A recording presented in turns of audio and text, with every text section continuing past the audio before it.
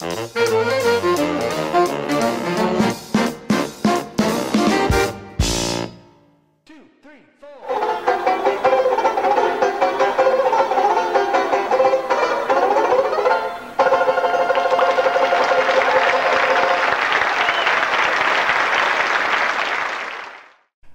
I'm Jonathan Bojarski, founder of Saxophonisto.com. Welcome to this special Mummer String Band edition of the series, where I talk with some of the creative minds who have helped to shape that distinctive string band sound into what it is today. Many of these folks are personal heroes of mine, immensely talented individuals who often work behind the scenes to create the incredible productions showcased at the annual Mummers Parade in Philadelphia.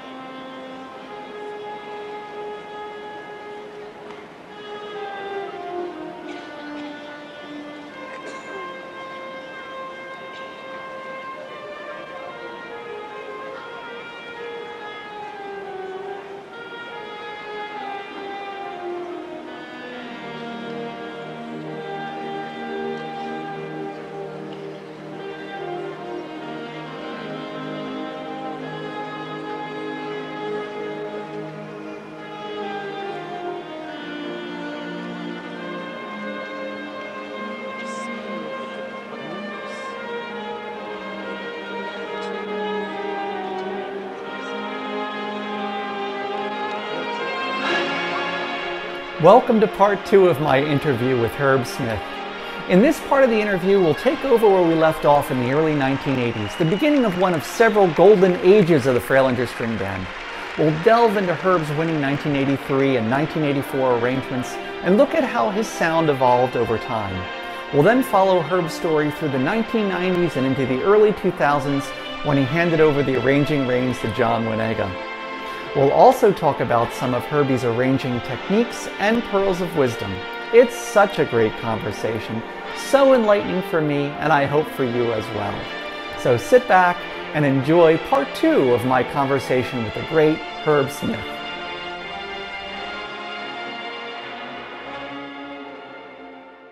I'm going to fast forward a little bit to the early 80s when you again won 2 in a row. You were getting to be pretty good at winning 2 in a row, and that was becoming a big part of your reputation. But in 1983 and 84, tell me a little bit about those years. I'm going to play a little bit of 83, and tell me a little bit about how 83 kind of came about, your process with writing that year, and when I listen to these 2 years together, I personally notice quite a bit of a change in your writing from one year to the next. And I think by 84, it seemed like your writing style sort of solidified to what it has become and has become known as. I'm going to play a little bit of 83, and I would like to hear your comments on just what was happening that year. Again, you were coming off of Halftime USA, where you guys did pretty well. I'm going to play a little bit of 1983 now.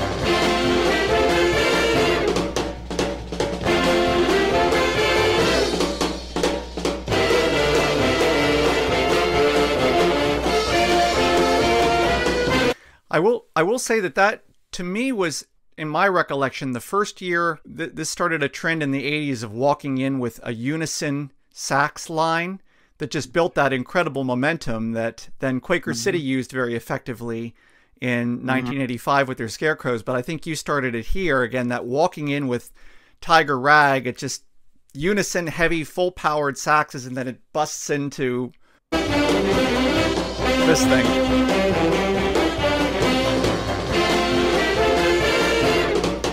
which again, I feel like a lot of bands then started following that lead for the next 5 years or so or more. What do you remember about 1983? Well, you know, we had a pretty good team there together. Billy Bone came captain, very good captain. Well, you know that. And Mike Rare, he was unbelievable. He would do research. He'd go to Broadway shows and drum and bugle corps competitions and bring back ideas, you know, and incorporate them into a theme. And I got to say one thing in working with Billy and Mike, we all did our separate thing. I mean, you know, you say, okay, we're going to do ragtime, May or June, the theme's picked, you know, and then I go away, you know, go down the shore, lay on the beach, think about different things. I could do what I wanted to do musically, figured that was it. And then Mike and Billy would grab it and you know what they would do with it. But another theme, you know, ragtime, bunch of music, you know, just picking the right tunes and having fun with them, making them different and challenging, and hopefully you come away with a good prize. And you certainly did, and it was a great show. Sure was a lot of fun. That 12th Street Rag ending. But to me, as wonderful as that is, and it is wonderful, the sound is very different from 1984. To my, you know, if I'm tasting a vintage 1983 versus a vintage 1984, I feel they taste very different. And something to me just seems like it really congealed between 1983 and 1984 with Jokers. Again, this is just my perception.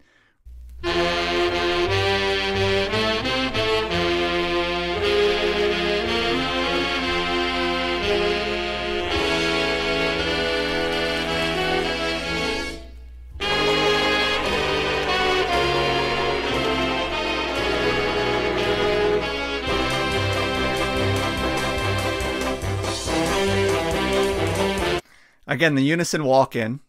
Exactly. And just so effective. Well, you know, you want to make a first impression. And the most power you can put out there is a unison thing. You remember in those days, you were a certain amount of footage away from the judges' stand.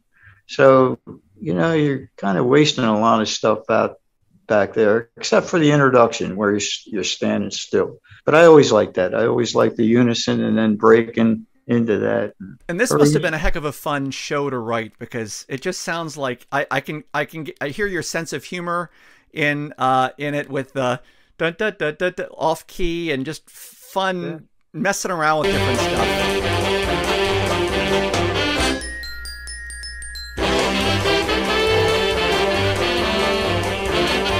And this is just quintessential right now.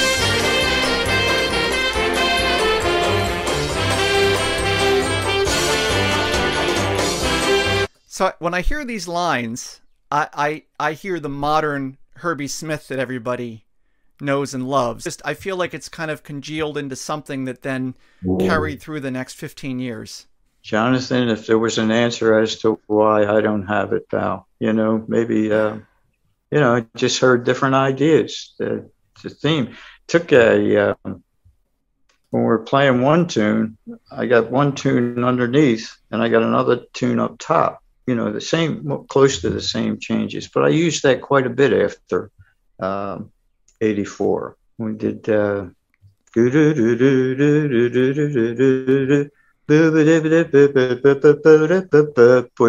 melodies were running at the same time. Right. Basic chords, you know, but I wish there was a secret, you know, as to why things happen, you know, it just happens, you know, it's just something you think about and you want to do and you do it. I'd love to have that secret, but it's not there. You know, it's just, you know, what you do. That's right. To show you how much, after Fralinger had a sweep 2 years in a row, first prize both club and captain, we followed them through a year of planning and preparation to show you how much there is.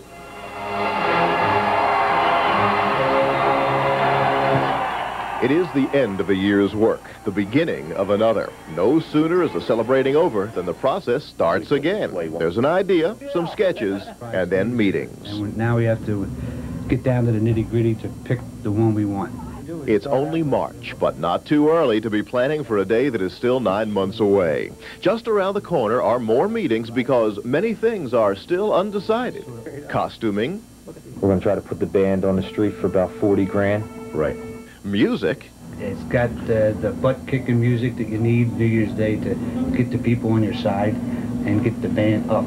Presentation. We're looking to be identified and be different. It is less than a week after the July 4th holiday. In addition to the Mummers in the Summer Parade, there have been jobs to raise money for the suits, and there's been a night to honor the club's captain, Bill Bowen.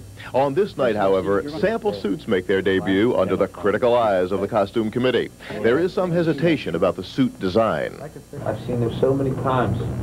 Isn't there anything that you could use your imagination on to do something different? Vacations take a front seat to formal practice sessions, but music director Herb Smith and drill director Mike Rayer are working on a 4-minute program that will capture the attention of the judges, the hearts of the crowds, and first prize for the band. Some people think, okay, you're going out as Southern.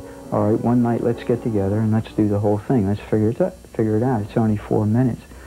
But it really takes close to 4 months to do 4 minutes. I put the presentation together after the music is written. Herbie Smith writes the music. I know basically what he's going to do. We sit down, we talk about it, and I put the dance steps and the choreography and the presentation together based on what kind of a feeling he's trying to get. The 4-minute program is established enough by Labor Day that practice sessions begin in earnest. The music sounds good to the average ear, but Herb wants it perfect. Somebody's holding it on here, right? Da, da, da, da, da, da, da. The choreography looks perfect to the amateur eye, but Mike knows that more practice is necessary. 1, 2, 3, 4. 1, 2, 3. There are just 2 weeks left before the 4-minute presentation makes its Broad Street debut. It's been 9 months since the idea first began to take shape, but now the suits are ready for the band members. With the exception of last-minute practice sessions, it is the final step on a journey that began nearly a year ago and will begin again as soon as this parade is over. Ten around town, Mummers Strut 85. We'll be right back.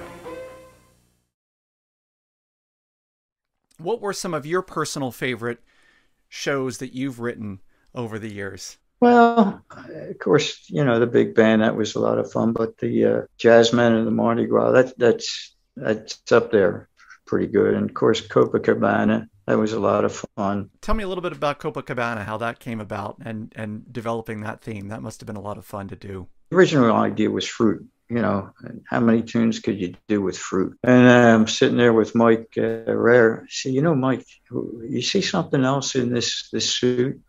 He said, why? No, why? I said, there's a lot of Latin in there. And that opened the whole thing up because when you're looking at it and you're saying, man, fruit, what life is a bowl of cherries and stuff.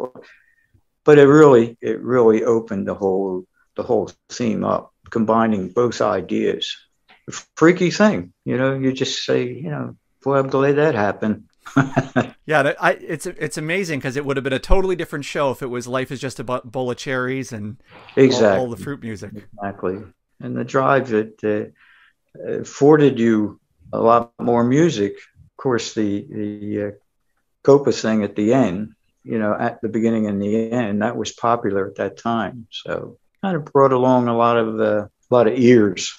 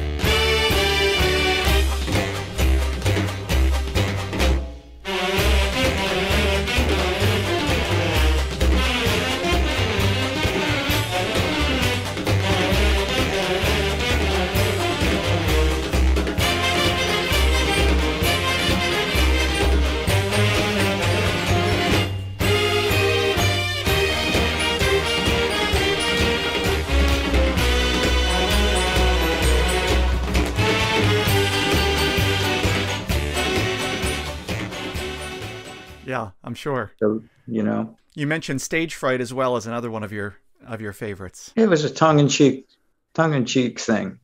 Trying to think of the other thing, the Irish thing. You know, I knew all the Irish tunes, so to put them all together, and I enjoyed that. It was challenging.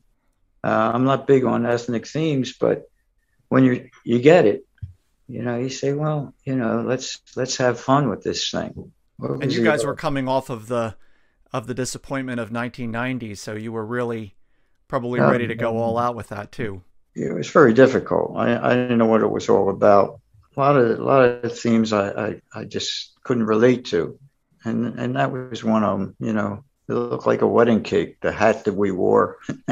I said, nah, I don't know. Oh, we did the best we could with it, you know. And then by getting what we didn't separate the band at all. You know, we laughed about it. You know, we call those suits the whammo suits.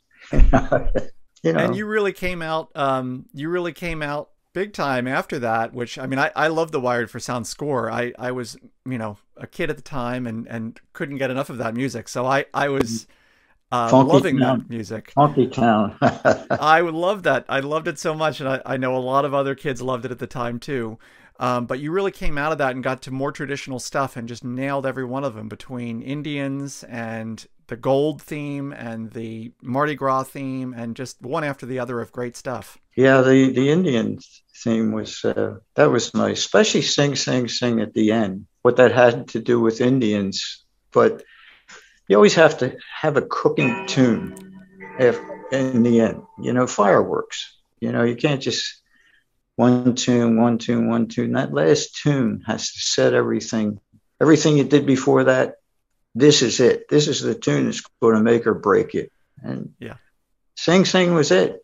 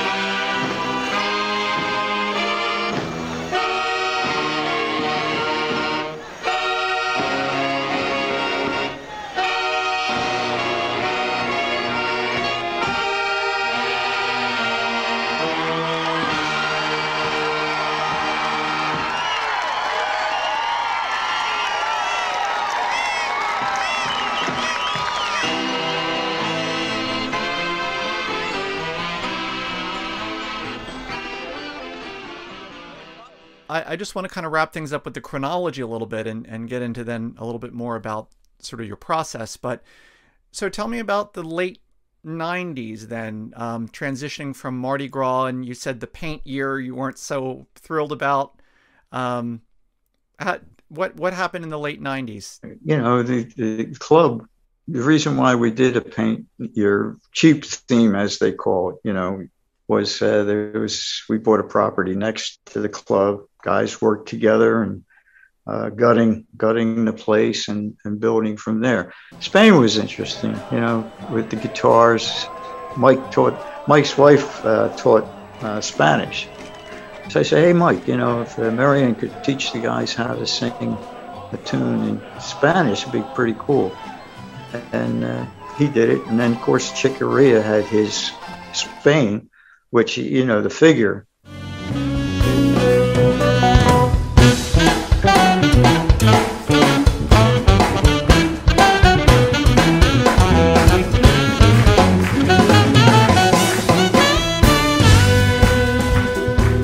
Not that it was a pop tune or anything like that. Probably when we played it, half the people didn't know what it was anyway.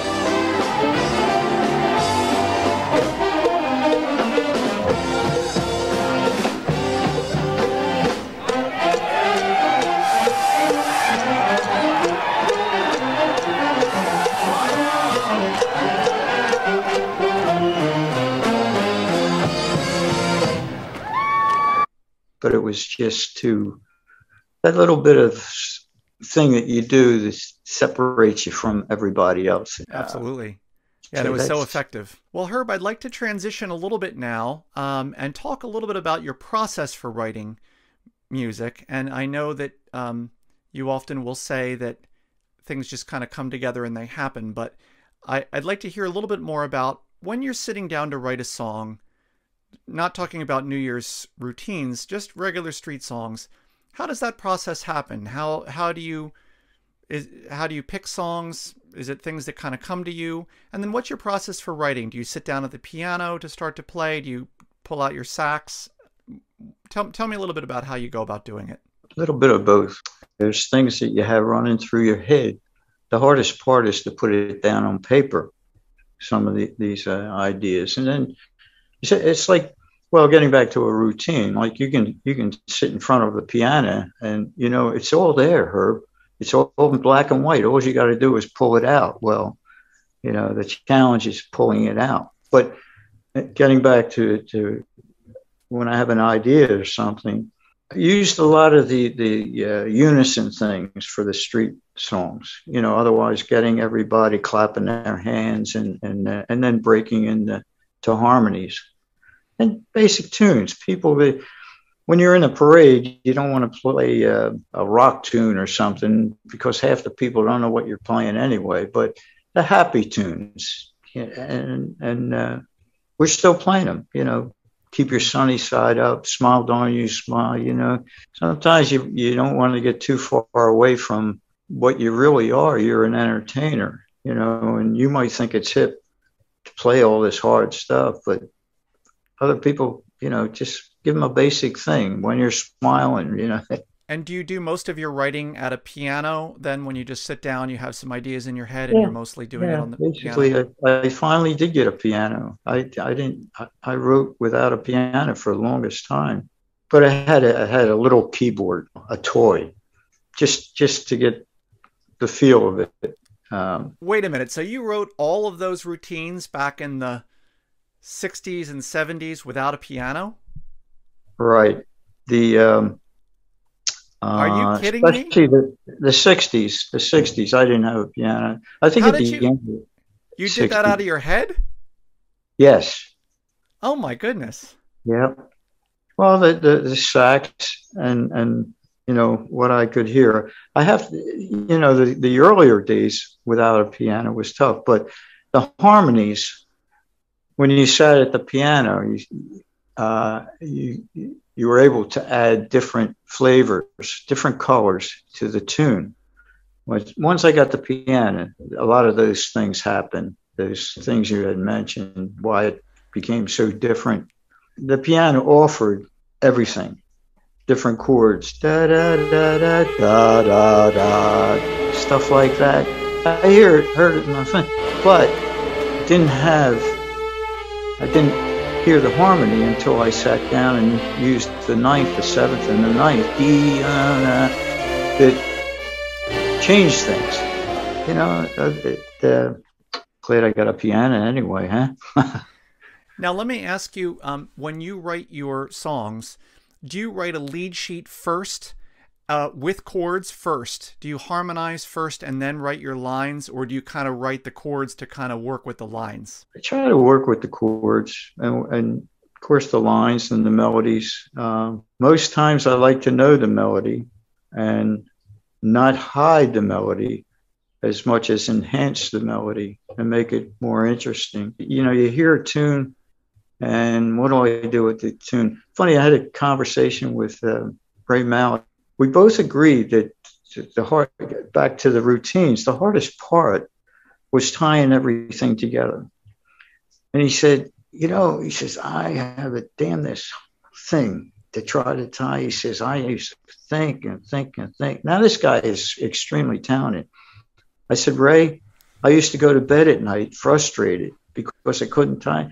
And then 3 o'clock in the morning, a buzz goes off. And I said, that's it. And I run down to the piano. Boom. Those few measures would take you as long as it would writing the whole arrangement, just to tie that thing in, the idea. It was funny because he related the same thing. He said, and then he said, I would take it to different bands he wrote for. And he said, we want to take that out. You're not taking that out. You know how long it took me to get that thing? Very interesting guy. Very interesting. Yeah, he's a great guy. Super interesting, super talented. So where were we? Well, I'm just kind of looking a little under the hood at your process, and I'm just trying to kind of get a few things about how you do it, and I know there's no magic to it, but I'm kind of curious about your individual process.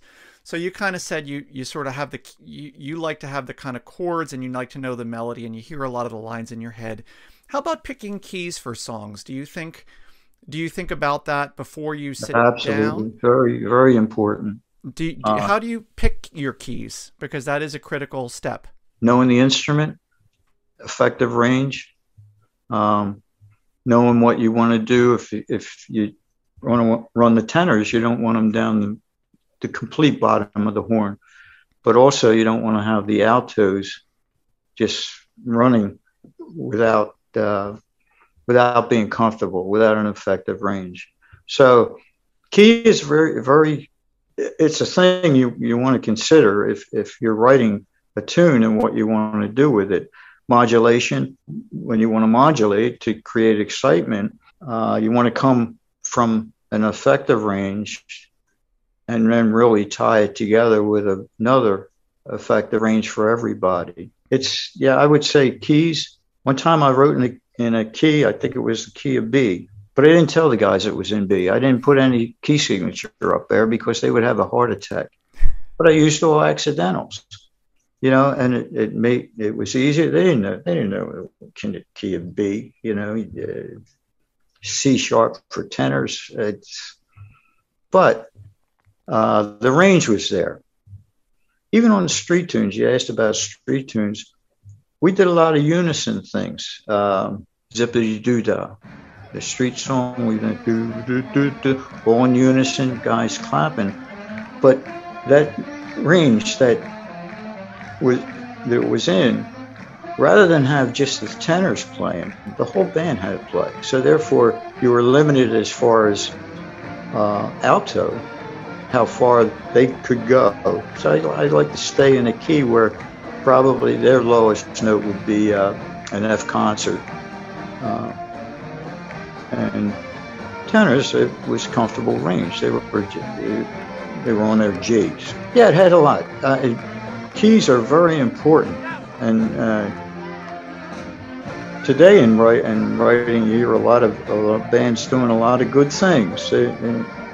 Not bad things, but sometimes you get into a thing and say, okay, where's the melody?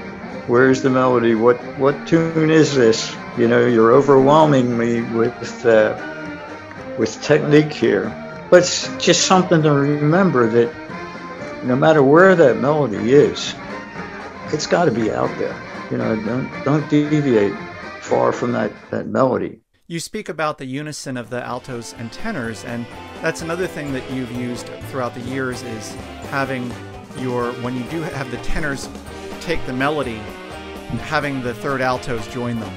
And that's something that I think you've uniquely done. I don't think other bands were probably doing that in the 70s, but you started doing that, and a lot of people have followed your lead on that. But that was a great idea at the time because the tenors often, in Fralinger they could handle it and stick out enough, but sometimes the tenors aren't strong enough on their own. So that was a great idea to double the thirds. Yeah.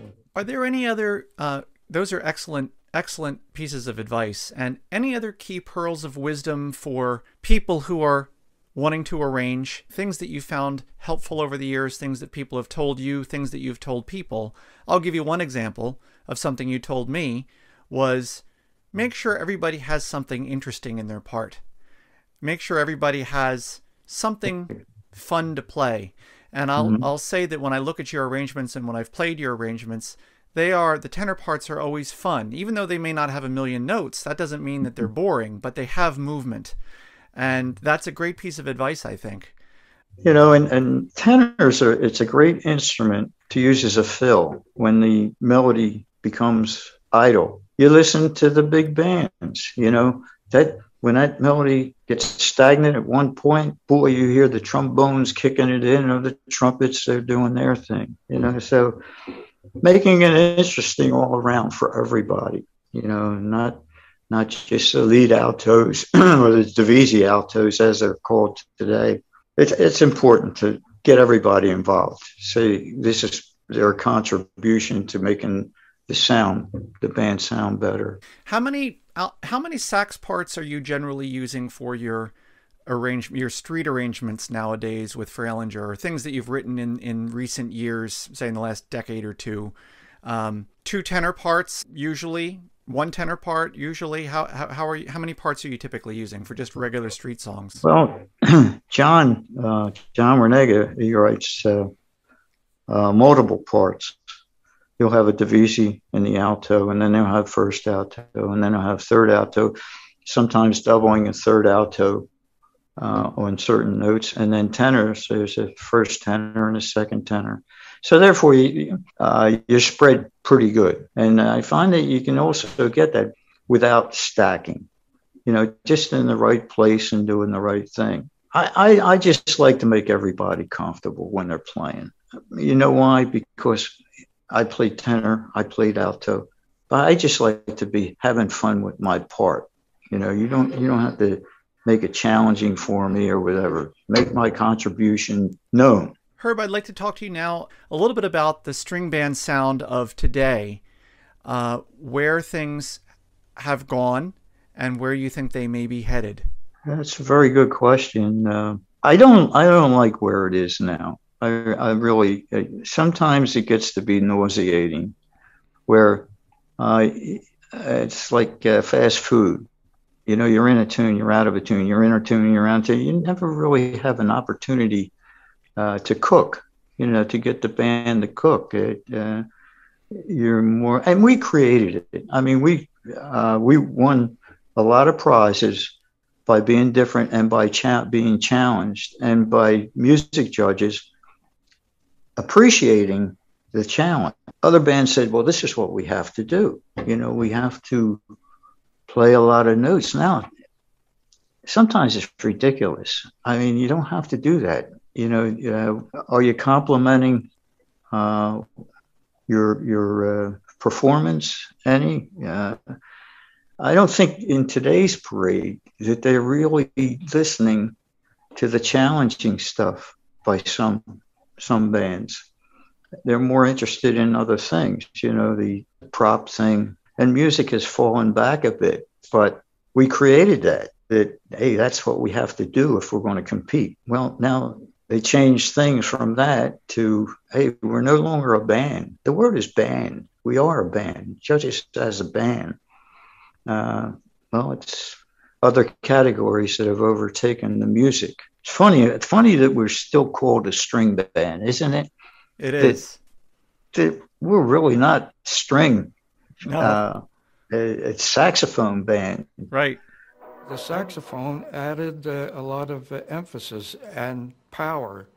And this is what the bands today, you now have 35 to 36 saxophones in a string band. That is nearly every string band. Yeah.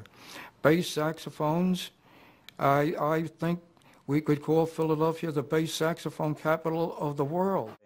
Right. I remember seeing a picture, and now I don't know how they ever did it years ago when it was all strings.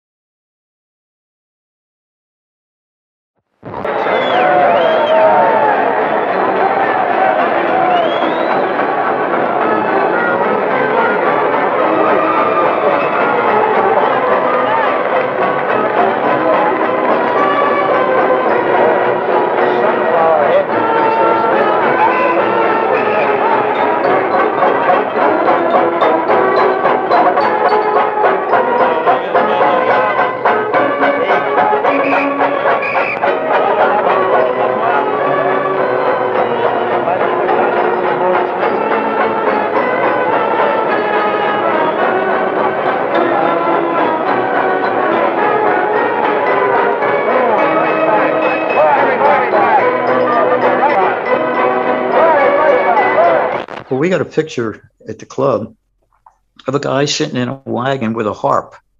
Now, you imagine 20 degrees out, this guy having a harp.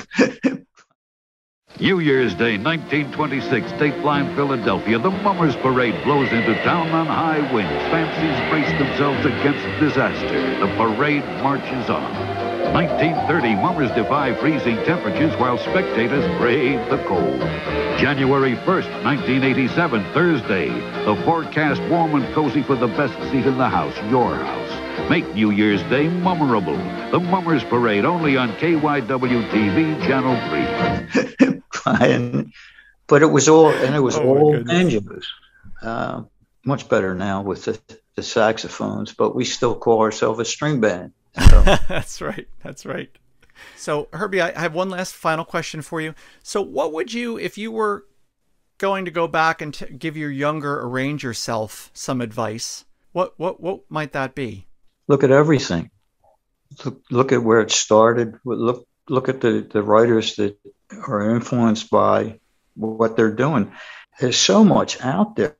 Listen, observe, and take it to another level. Take it to what you want out of it. Because we all have our own styles. It's just like an artist. You look at a piece of art. People that know art and know exactly who it was that painted that.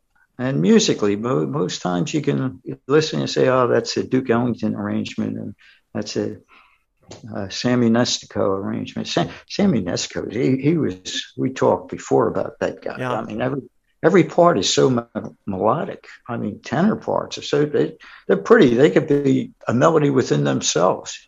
I've got his book right there, The Complete Arranger. Did you ever read that one? No, I never did. No. Yeah. No, he's great. Hey, one quick question. This is a question I've always wanted to ask you. There was a sax player with a tremendously wonderful vibrato in the 70s in all the Fralinger recordings. Do you know who that was? Danny Kosha. Is that who it was? Because I'm like, oh man, I let me play something here.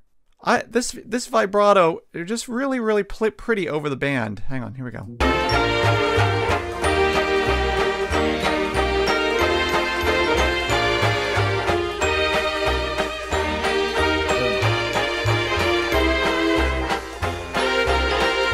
Danny Kosha?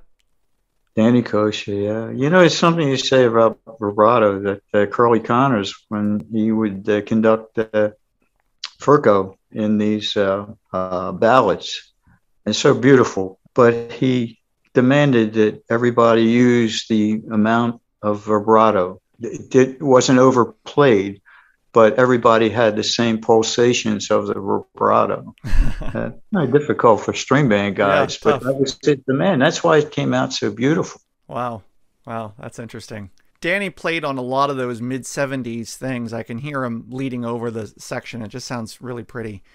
Herb, I really have enjoyed talking with you, and it's been such a pleasure to have this conversation. I'm so glad that you've taken the time to speak with me, and I know that everybody who hears this will love to hear these pearls of wisdom and just hear your history, because it's just so fascinating. Yeah. And I've had such a I enjoyed it too. I know I was a little skeptical, but you made it easier than I thought it would be. Sometimes you did so great on Zoom, and congratulations for first timer on Zoom. Well, plus you made it very interesting in recapping some of the things I've forgotten. Well, I'd like to do it again sometime down the road, and it'd be fun to meet again. And I just really love talking with you, and thanks so much, Herb.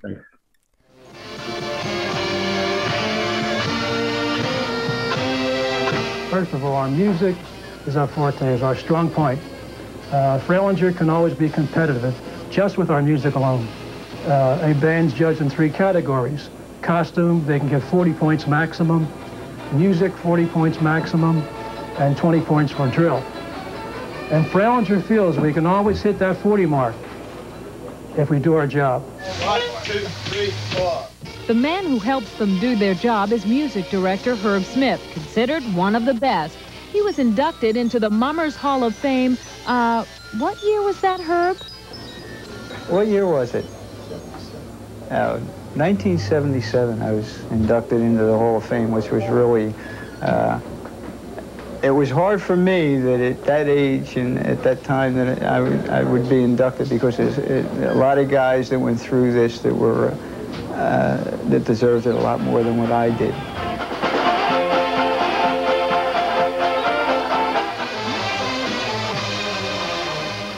You work hard here. This thing isn't easy, believe me.